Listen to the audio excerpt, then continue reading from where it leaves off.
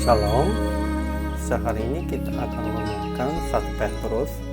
Hari ini teksnya pasal 1. Paragraf yang pertama, ayat 1-2. Petrus mengirim surat kepada orang-orang percaya yang tersebar di mana-mana sebagai pendatang untuk menjaga iman mereka dan memberkati mereka. Paragraf yang kedua, ayat 3-12. Yesus menjadi pengharapan dengan kebangkitan antara orang mati. Sekalipun di dalam berduka cita, bergembiralah, sebab kita memperoleh puji-pujian dan kemuliaan dan kehormatan pada hari Yesus Kristus menyatakan dirinya.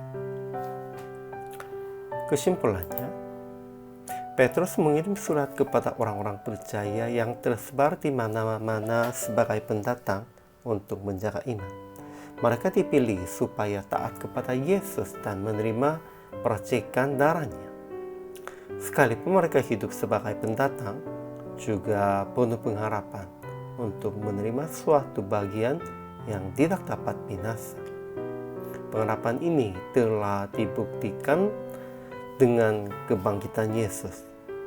Menurut Petrus, iman ini lebih berharga daripada emas yang diuji kemurniannya dengan api.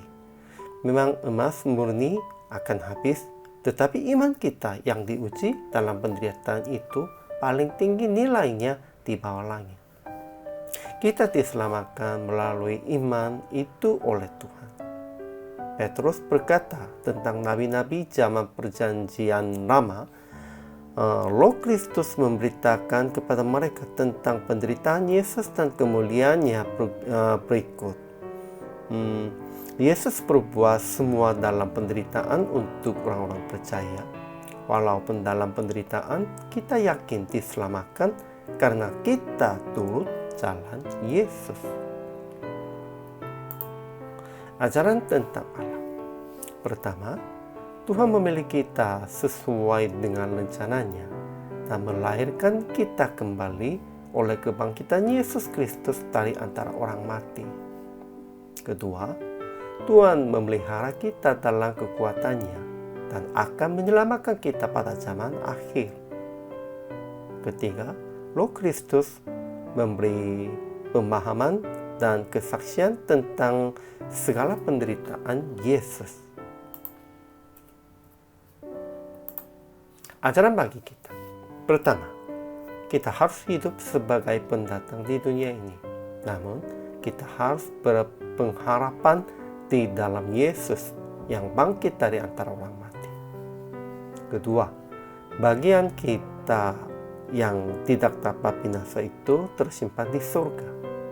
Ketiga, sekalipun kita belum pernah melihat Yesus, kita mengasihinya, percaya kepadanya, dan harus bergembira karena sukacita yang mulia dan yang tidak terkatakan. Keempat, nabi-nabi bukan melayani diri mereka sendiri, tetapi melayani kita dengan segala sesuatu yang telah diberitakan sekarang kepada kita dengan perantaraan mereka yang oleh Roh Kudus. Aplikasinya. Pertama, hiduplah sebagai pendatang. Jangan menghargai emas, benda harta, hasil dunia ini. Bagian kita tersimpan di surga. Kedua, tetap bergembira dengan mengasihi Yesus dan percaya Yesus. Sekalipun belum pernah melihatnya, percayalah nabi-nabi juga memberitakan tentang Yesus, penderitaannya, dan kebangkitannya. Praktiknya begitu. Memelihara jemaat dan sesama yang terpilih oleh Tuhan.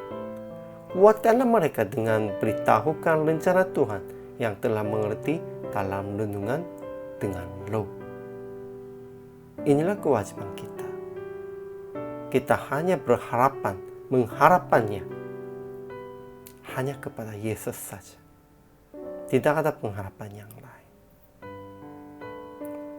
Hari ini juga selama melayani, Tuhan memberkati.